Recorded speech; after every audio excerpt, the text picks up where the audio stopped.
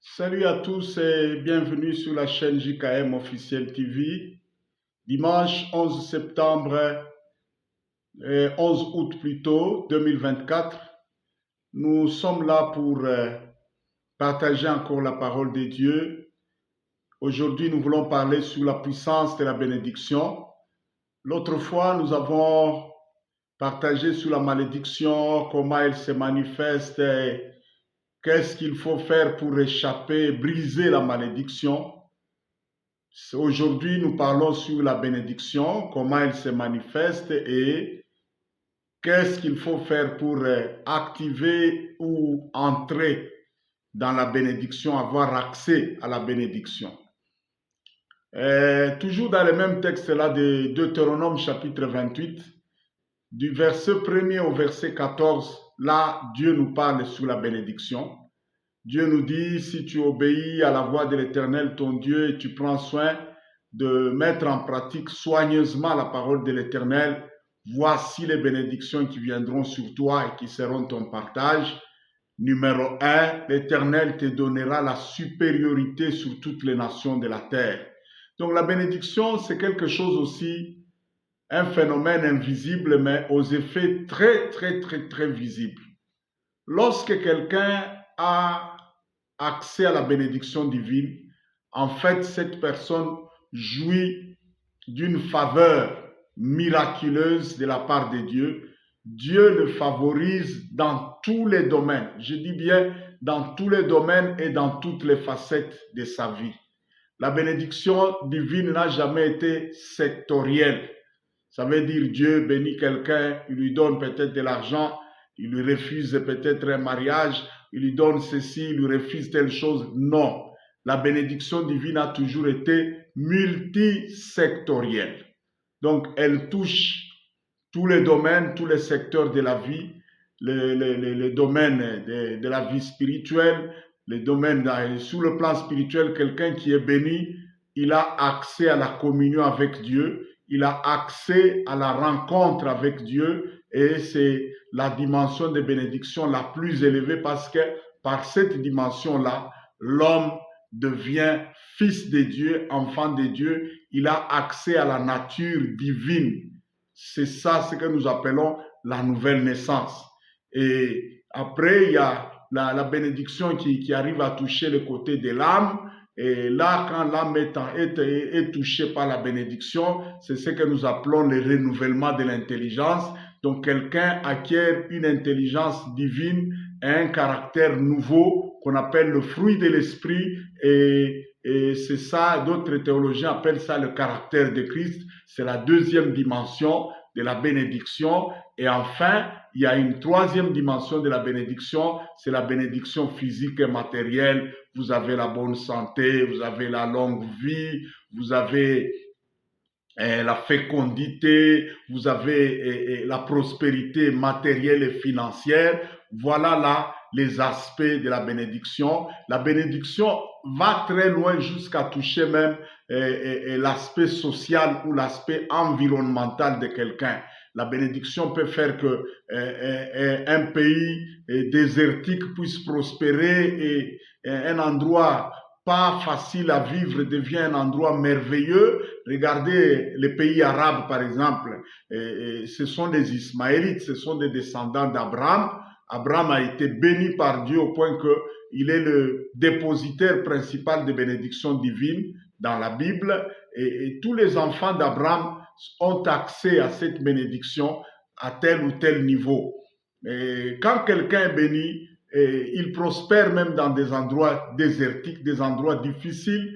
Et je vais vous donner encore l'exemple d'Isaac, le fils d'Abraham. Il est resté, après la mort d'Abraham, il est resté dans la terre promise, là où Dieu avait promis à Abraham de bénir Abraham. Il est resté en obéissance à cette promesse-là. Il y avait la famine, la sécheresse parmi les Philistins, mais curieusement, Abraham a reçu une idée créatrice très merveilleuse. Il a su concevoir de faire l'agriculture en pleine sécheresse avec la technique de l'irrigation en tirant l'eau depuis des forages. et il a commencé à prospérer au point que les Philistins n'en revenaient pas.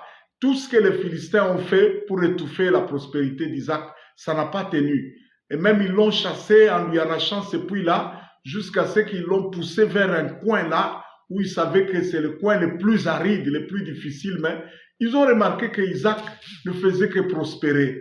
Alors ils ont compris que cet homme a quelque chose de surnaturel sur lui. Ils ont eu peur de lui. Et la Bible dit que le roi des Philistins et son chef d'armée sont venus traiter alliance avec Isaac pour que Isaac ne puisse jamais se retourner contre eux et les attaquer.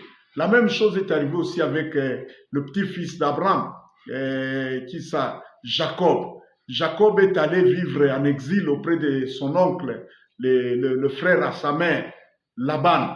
Laban, qui était un homme très méchant, il a réduit Jacob presque en esclavage, plusieurs années sans lui payer, et il lui faisait travailler très dur, et à cause de la bénédiction qui était sur Jacob, les troupeaux de Laban se sont multipliés sérieusement. Mais à la fin, Dieu a fait quelque chose, ils se sont entendus pour que Jacob commence à récupérer le brebis tacheté et rayé comme son salaire, sachant que chez les Occidentaux là-bas, les brebis sont généralement de couleur blanche et les brebis rayées, tachetées sont extrêmement rares. Et Laban savait que c'était un coup d'avarice, mais curieusement, l'ange de Dieu a fait quelque chose. Les troupeaux qui se multipliaient bien là ne portaient que les brebis tachetées et rayées, au point que après quelques années, le travailleur, le domestique est devenu plus riche que son patron, et ça a apporté la haine auprès de Laban, mais Dieu a fait que Laban ne pouvait pas faire du mal sur Jacob jusqu'à ce que Jacob est parti. Quand quelqu'un est béni, il prospère même dans des conditions difficiles et même impossibles. Quand quelqu'un est béni, il est entouré de la présence de Dieu qui le favorise dans tous les domaines de sa vie. Bien sûr, cela ne veut pas dire que les personnes bénies n'auront jamais des combats, des challenges, des complications. C'est la raison pour laquelle dans cette liste de bénédictions, Dieu parle même de la guerre. Il dit, si tu es béni, tes ennemis vont venir par un seul chemin, mais tu les battras et ils fuiront tous par ce chemin. Donc quelqu'un qui est béni, il a même la force, la capacité de se défendre. Beaucoup de choses qui arrivent quand quelqu'un est béni. Et la science, par exemple, prouve que pour qu'une nation devienne une nation bénie, bénédiction durable, développement durable, il faut entre 100 et 150 ans. Mais il y a des nations, à cause de la main de Dieu, qui se sont développées dans moins de 100 ans, et 70, 80 ans. Israël et la Corée du Sud sont devenues des nations très riches et de puissance économique terrible, et même de puissance militaire. C'est à cause de la main de Dieu. Donc, vous voyez que tout ça, ce sont les effets de la bénédiction. Et nous allons voir dans la suite comment est-ce que nous pouvons accéder à la bénédiction divine. Donc, la science démontre que même une nation bénie peut prospérer dans un laps de temps difficile à expliquer, aller très loin. Donc, la bénédiction peut toucher même toute une nation et amener cette nation à prospérer de manière inexplicable. Oui, la science est en train de prouver qu'il faut plus ou moins un siècle. Les États-Unis ont pris 150 ans de discipline et de travail enfermés chez eux pour devenir la première puissance économique. Il y a beaucoup de pays qui ont pris plus ou moins 100 ans pour le faire, mais la science est en train de prouver, et l'histoire prouve que Israël et la Corée du Sud ont su se développer et émerger dans moins de 80 ans. Ça, c'est un signe de bénédiction. Et je vous informe que, avec toutes les potentialités que l'Afrique a, par exemple, l'Afrique est capable de se développer dans moins de 50 ans et d'émerger, de devenir une superpuissance. Mais nous devons apprendre à exploiter ce qu'on appelle la bénédiction divine. Et comment est-ce que la bénédiction vient sur quelqu'un? La bénédiction vient sur une famille, sur une personne. Le principe de la bénédiction est le même. que ce soit dans l'ancienne ou la nouvelle alliance. C'est l'obéissance à Dieu qui déclenche la bénédiction. Dieu bénit les gens qui lui font confiance. Dieu bénit les gens qui lui obéissent. Et je vais vous informer que la Bible déclare qu'il y a eu une personne qui a eu l'obéissance de foi la plus exemplaire au monde. C'est Abraham. Et aujourd'hui, on nous dit que l'univers, la terre, a été donnée à Abraham et à sa postérité. Donc, on dirait que par son obéissance, Abraham est devenu le dépositaire principal de toutes les bénédictions divines ici sur terre. Et la Bible nous informe que lorsque nous croyons en Jésus-Christ, Jésus-Christ à la croix s'est fait malédiction parce qu'il est écrit dans la loi de Dieu, maudit soit quiconque est pendu au bois. On dit que Jésus a été pendu au bois maudit et il s'est fait malédiction pour que la bénédiction d'Abraham ait accès sur nous. Donc par cette obéissance de la foi-là, lorsque nous arrivons à nous repentir, à nous détourner du péché et à accepter l'œuvre rédemptrice que le Christ a accomplie à la croix, nous accédons par cette foi-là, cette obéissance de la foi, nous accédons au pardon des péchés, nous accédons au salut, mais nous accédons aussi à la bénédiction d'Abraham. Et lorsque nous accédons à cette bénédiction d'Abraham, nous devons nous soumettre à l'Esprit de Dieu et à la parole de Dieu, marcher dans l'obéissance de la parole de Dieu. C'est là qu'il y a beaucoup de problèmes avec beaucoup de chrétiens.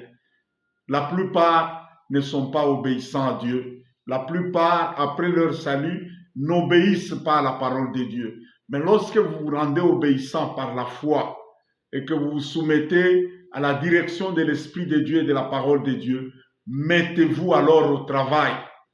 Là aussi, il faut le dire, Jacob a fait 20 ans pour émerger et devenir excessivement riche. Isaac a fait aussi plus de 20 ans chez les Philistins en train de travailler pour devenir une terreur et une puissance économique et financière qui faisait peur même au roi des Philistins. Beaucoup de gens, surtout les Africains, n'aiment pas travailler. Ils aiment la loi du moindre effort.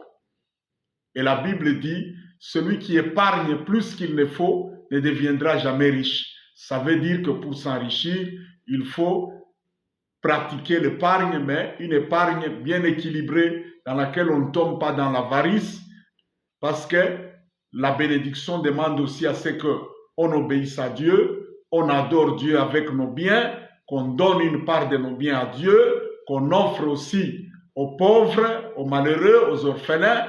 Mais beaucoup de gens, aujourd'hui, quand il est question d'aider les pauvres et tout ça, il y en a qui disent non, ce sont des sorciers, de ceci, mais attention, la Bible dit, celui qui donne aux pauvres, il prête à Dieu. Donc voilà là le principe, le travail, l'obéissance de la foi, la persévérance et la discipline dans le travail, la pratique de l'épargne équilibrée, la pratique des œuvres de charité et de miséricorde, les offrandes à Dieu, les dîmes à Dieu, tout ça combiné conduit quelqu'un résolument vers la prospérité. Alors, je veux vous donner l'occasion d'accéder à cette bénédiction-là en acceptant, en ouvrant votre bouche, en acceptant l'œuvre que Jésus a accomplie à la croix et en entrant dans la bénédiction d'Abraham. Si vous êtes prêts pour ça, veuillez faire cette prière avec moi. Éternel Dieu, je te remercie parce que j'étais perdu, j'étais dans le péché et j'étais tombé dans la malédiction à partir des péchés de mes pères et de mes propres péchés. Mais tu as envoyé ton propre Fils, ton Fils unique Jésus-Christ est venu. Il est mort à la croix, il a été crucifié sous le bois maudit à cause de mes péchés. Seigneur Jésus-Christ, j'accepte, je confesse, je reconnais que tu es le Fils de Dieu. Je reconnais que tu es mort à la croix pour mes péchés. Je reconnais que par ton sang, tu m'as lavé de mes péchés et par ta mort, maudite à la croix, tu as pris ma place de malédiction et tu m'as légué ta bénédiction. Et par ta mort, non seulement je suis sauvé et pardonné de mes péchés, par ta mort, j'ai accès à la bénédiction d'Abraham. Je suis devenu enfant et héritier d'Abraham, et la bénédiction d'Abraham est activée et elle agit dans ma vie. Désormais, je confesse que je suis béni, je ne suis plus maudit. Aucune malédiction n'a plus d'effet sur moi. Désormais, je confesse que celui qui me bénira est béni et celui qui me maudira est maudit. Merci Père. Maintenant, je m'engage par ta grâce à travailler de mes propres mains. Donne-moi des idées créatrices pour que je me mette au travail et que je puisse émerger et que ta main soit sur moi dans toutes mes entreprises à partir de maintenant. Que le sang de Jésus-Christ me couvre et couvre tout ce qui est à moi et que l'ennemi ne touche plus à quoi que ce soit qui m'appartient. Merci Père, parce que désormais, je suis une personne bénie. Je vais m'élever et prospérer à tous égards dans le nom de Jésus-Christ. Amen. Voilà, avec cette prière, vous venez de libérer la bénédiction divine sur vous, mais attention, mettez-vous au travail, disciplinez-vous, soyez quelqu'un qui épargne, ne dépensez pas, ne dilapidez pas votre argent, pratiquez aussi la charité, souvenez-vous des pauvres et de ceux qui souffrent, donnez-leur, aidez-les avec la foi selon laquelle, quand vous donnez aux pauvres, vous prêtez à Dieu et Dieu vous rendra au centuple.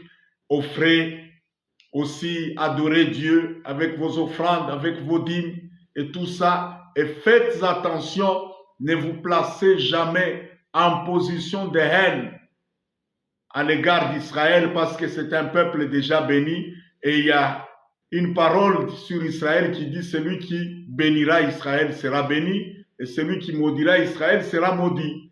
En disant ça, je ne dis pas que tout ce qu'Israël fait est bon. Non.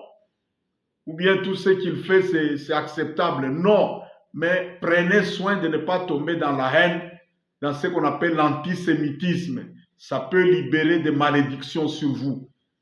Aimez ces peuples-là parce que c'est le peuple aimé de Dieu. Bénissez-les, priez aussi pour eux.